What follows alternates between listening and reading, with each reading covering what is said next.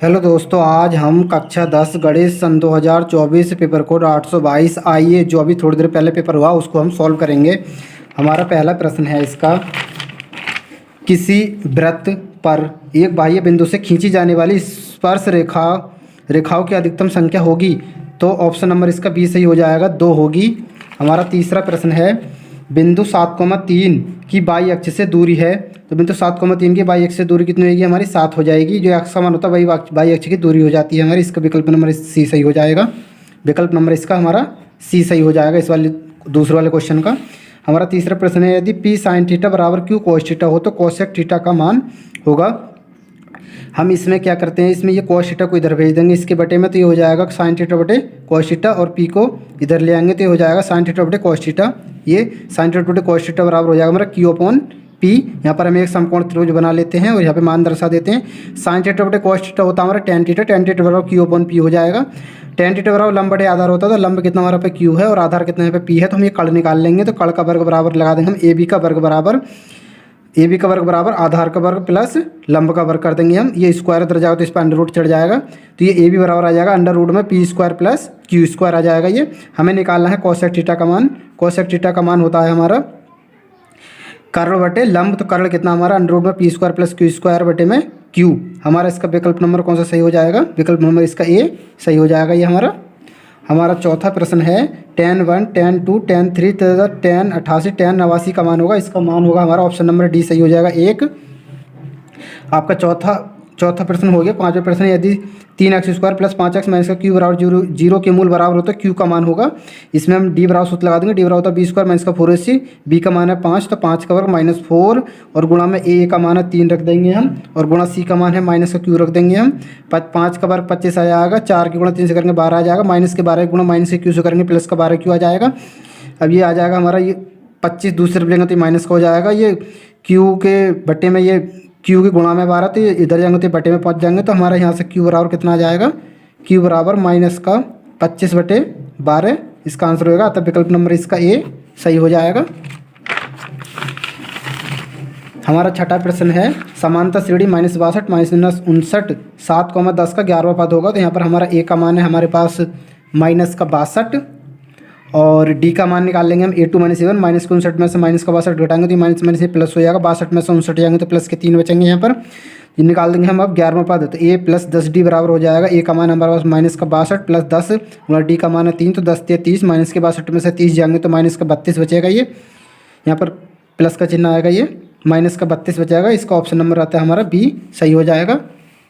हमारा सातवां प्रश्न है, यदि पी ई होने की प्रायिकता बराबर 0.05 है तो पी ना होने की प्रायिकता का मान होगा। तो ना होने की प्रायिकता निकालनी होती है, तो जो होने की प्रायिकता होती है उसमें से एक में से घटा देते हैं, तो ना होने की प्रायिकता निकल जाती है। तो 1 में से हम ये होने की प्रायिकता को घटा देंगे, तो ये बराबर आएगा हमारा 0.95। अतः हमारा विकल्प नंबर डी सही हो जाएगा इसका। हमारा आठवां प्रश्न है, एक थैले में 3 लाल और 5 काली गेंदें हैं। इस थैले में से एक गेंद यादृच्छिक निकाली जाती है, गेंद के लाल होने की प्रायिकता होगी। हमारे इसमें लाल होने की प्रायिकता पूरा सम परिणाम 3 है, और कुल परिणाम कितने होंगे 3 और 5 8, इसलिए इसकी प्रायिकता कितनी होगी 3/8। इसका विकल्प नंबर ए सही हो जाएगा। हमारा नवा प्रश्न है, चित्र में DE समांतर BC तो CE की माप होगी। जब ये आपस में ऐसा करके समांतर होते हैं, DE समांतर BE के होता है, तो फॉर्मूला होता है कि AD/DB बराबर AE/EC। AD का मान हमारे पास 1.3 और DB का मान हमारे पास 3.9, AE का मान है 1.5, EC का मान हमें निकालना है। पॉइंट से ही पॉइंट कट जाएगा, 13 से एक बार कटेगा, 13 से 39 3 बार कटेगा। क्रॉस मल्टीप्लाई कर देंगे, इससे इसकी, तो 15 की गुणा 3 से करेंगे तो ये आएगा 15 से 45, एक के बाद में पॉइंट, तो एक के बाद में पॉइंट आ जाएगा यहाँ। तो EC बराबर EC की 1 से गुणा करेंगे तो EC आ जाएगा। EC बराबर आ जाएगा हमारा 4.5 सेंटीमीटर। अतः इसका विकल्प नंबर हमारा डी सही हो जाएगा। ये हमारा 10वां प्रश्न है, चित्र में त्रिभुज MNL तथा त्रिभुज PQR में कोण M बराबर कोण Q बराबर 70 डिग्री, MN बराबर 3 सेंटीमीटर, ML बराबर 4.5 सेंटीमीटर, PQ बराबर 2 सेंटीमीटर तथा QR बराबर 3 सेंटीमीटर है। तो निम्नलिखित में सही होगा। इसका विकल्प नंबर हमारा डी सही हो जाएगा। हमारा 11वां प्रश्न है, 1/2 सेंटीमीटर व्यास के गोले का पृष्ठ होगा। हमें ये व्यास दे रखा है, व्यास हम इससे त्रिज्या निकाल लेंगे। त्रिज्या व्यास की आधी होती है, इसलिए हम 1/2 में 2 से भाग लगा देंगे, तो ये आ जाएगा 1/2 बटे में 2, और यहाँ पर बटे में इसके वन मान लेंगे, इसकी गुणा इससे कर देंगे, इसकी गुणा इससे कर देंगे, तो r बराबर आ जाएगा हमारा 1/4 सेंटीमीटर। हमें निकालना है गोले का पृष्ठीय क्षेत्रफल, तो गोले का पृष्ठीय क्षेत्रफल होता है 4 पाई r स्क्वायर। 4 पाई के रूप में निकालना, तो पाई ऐसे रहने देंगे, गुणा r का मान है 1/4 का स्क्वायर, 4 गुणा पाई, और 4 का वर्ग होता है 4, 1 का वर्ग 1, तो ये हो जाएगा 4 पाई बटे 16। तो ये 4 से काटेंगे, 4 को एक बार कटेगा, 16 को काटेंगे 4 बार कटेगा, तो ये आ जाएगा पाई बटे 4 सेंटीमीटर स्क्वायर आता है हमारा। इसका विकल्प नंबर बी सही हो जाएगा। ये हमारा 12वां प्रश्न है। 6 सेंटीमीटर त्रिज्या के वृत्त का एक चाप केंद्र पर 30 डिग्री कोणांतरित करता है। संगत चाप की लंबाई होगी, संगत चाप की लंबाई होगी, तो ये हमारा सूत्र होता है इसका थीटा बटे 360 गुणा 2 पाई आर। थीटा का मान 30 बटे 360 गुणा 2 पाई के रूप में निकालना, तो पाई ऐसे रहने देंगे, गुणा आर का मान 6, तो आर का मान रख देंगे, 0 से 0 कटेगा, 3 से काटेंगे तो 3 एकम 3, 3 दूनी 6, ये आ जाएगा 2 छक्का 12, यहाँ पे 12 हो जाएगा, ये 12 से ये 12 कट जाएगा, तो यहाँ से केवल पाई बच जाएगा, तो ये आ जाएगा हमारा पाई सेंटीमीटर आता है। इसका विकल्प नंबर डी सही हो जाएगा। हमारा 13वां प्रश्न है। 5 सेंटीमीटर त्रिज्या के एक वृत्त के बिंदु पर खींची गई स्पर्श रेखा पी क्यू केंद्र ओ से जाने वाली एक रेखा से बिंदु क्यू पर मिलती है। यदि ओ क्यू बराबर 12 सेंटीमीटर हो तो पी क्यू की लंबाई होगी। हम एक वृत्त बना लेते हैं, इसका केंद्र हम ओ मान लेते हैं, इसकी त्रिज्या हमारी 5 सेंटीमीटर है। ये एक रेखा इसकी जो खींची गई है, ये हमारा कर्ण है, ये हमारा 12 सेंटीमीटर है। हमें ये वाली लंबाई ज्ञात करनी है। हमसे पूछ रहा है पी क्यू की माप होगी, तो ये हमारा, हम इसे पी मान लेते हैं, इसे क्यू बिंदु मान लेते हैं। तो ये क्या हमारा ये कर्ण है, तो ये कर्ण का स्क्वायर बराबर ये आधार लंब का स्क्वायर यानी 5 का स्क्वायर प्लस, और ये हो जाएगा आधार का स्क्वायर पी क्यू का स्क्वायर, 12 का वर्ग 144 और 25 का वर्ग 125 का वर्ग 25 आ जाएगा। 25 को हम दूसरी तरफ लगाएंगे तो ये माइनस का हो जाएगा, तो ये आएगा पी क्यू स्क्वायर, 144 में से हम 25 घटा देंगे तो ये आ जाएगा 119। इस पर से स्क्वायर हटाएंगे तो इस पर अंडर रूट चला जाएगा, तो पी क्यू बराबर आ जाएगा हमारा अंडर रूट में 119 सेंटीमीटर, अतः इसका विकल्प नंबर हमारा डी सही हो जाएगा। ये सवाल नंबर 14 संख्या 182 तथा 78 का HCF होगा। हम 182 खंड कर लेते हैं, तो 2 नम 18 और 2 एकम 2 91 आ गया, 13 सत्ते 91, 7 एकम 7, 13 से काटेंगे 13 छंग 78, 2 से काटेंगे तो 2 3 6, 3 एकम 3। तो ये इसमें दोनों चीज़ों में कॉमन होता है, भाई हमारा मास होता है, तो इसमें हमारा एक 2 भी कॉमन है, यहाँ पे 2 भी कॉमन है, तो 2 आ जाएगा ये, और 13 भी कॉमन है, यहाँ पे भी 13 कॉमन है, तो 13 भी ले लेंगे, तो 2 की गुणा 13 दूनी 26। इसका ऑप्शन नंबर हमारा बी सही हो जाएगा, ए इसका गलत होगा। ये हमारा 15वां प्रश्न है। एक बेलन के आधार की त्रिज्या 3.5 सेंटीमीटर है, यदि उसकी ऊंचाई 8.4 सेंटीमीटर हो तो उसका वक्र पृष्ठीय क्षेत्रफल होगा।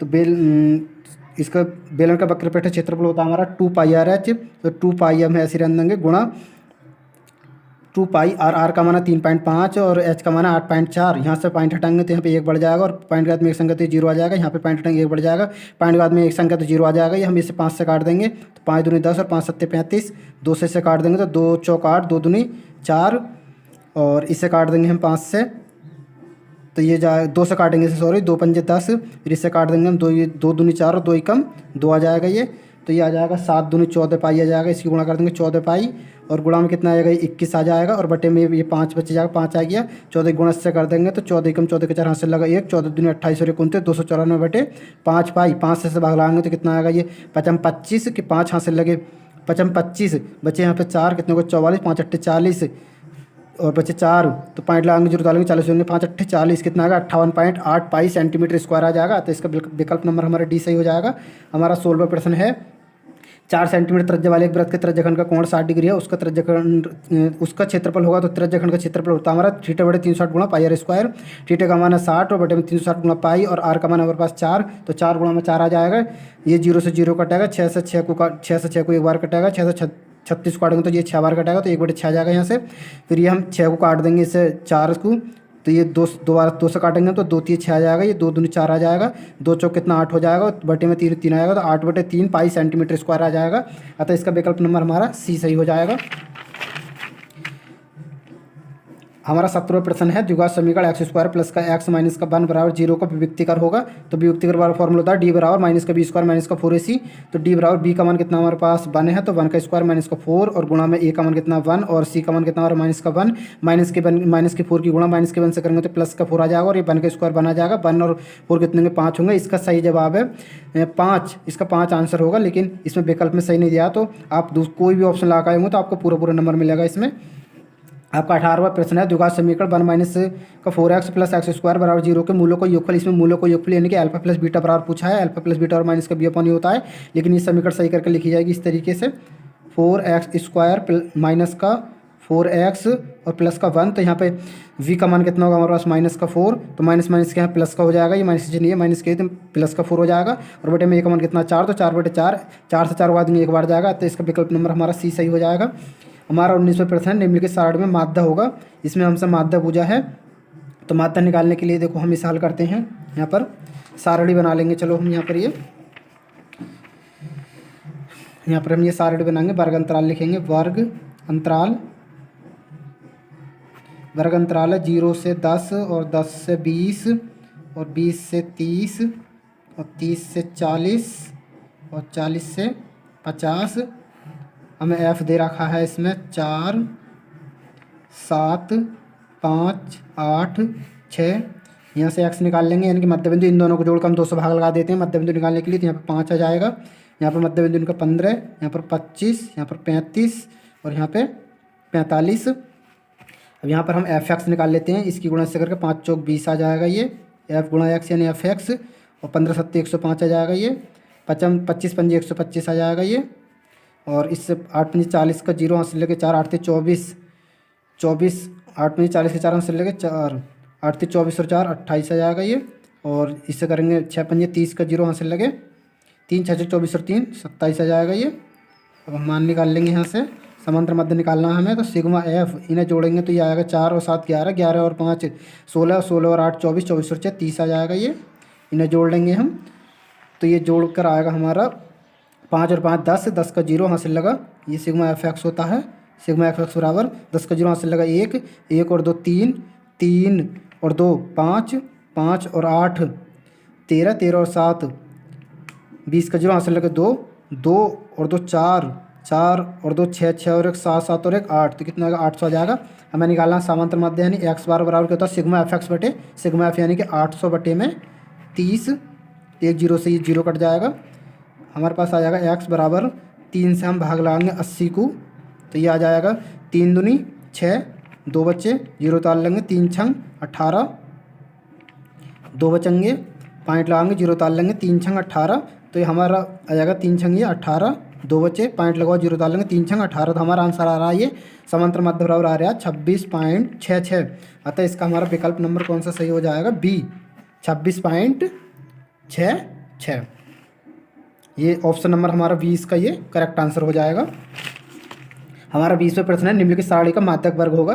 तो माध्यक वर्ग निकालने के लिए हम इन सबको जोड़ लेंगे, तो ये कितना आएगा 8 और 6 14, 14 और 11 25, 25 और 18 43, 43 और 6 कितना हो जाएगा 43 और 6, 43 और 6 होगा हमारा, सॉरी दोबारा जोड़ लेते हैं हम, ये 8 और 6 14 होगा, 14 और 11 कितना होगा 14 और 11 25, 25 और 18 ये जोड़े हमने 8 और 5 रखते हैं, हंस लगाइएगा 2 और 1 3 और 43, 43 और 6 कितने होंगे 6 और 3 49 हो जाएगा ये। तो ये 49 को हम 2 से भाग लगा देंगे, तो ये आ जाएगा हमारे पास 2 दूनी 4 बचा के 2 दूनी 4 और 9 को लगाएंगे 2 चौक 8 बचा 1 2 पंजे 10 यानी 24.5। तो 24 पॉइंट किसके बीच में आ रहा है, तो 24.5 हमारा 20 और 30 के बीच में आ रहा है। तो ऐसा इसका माध्यक वर्ग कौन सा हो जाएगा, ऑप्शन नंबर 20 का सही हो जाएगा। यहाँ पर 20 और 30 के बीच में आ रहा है, तो इसका माध्यक वर्ग हमारा कौन सा हो जाएगा 20 और 30 हो जाएगा।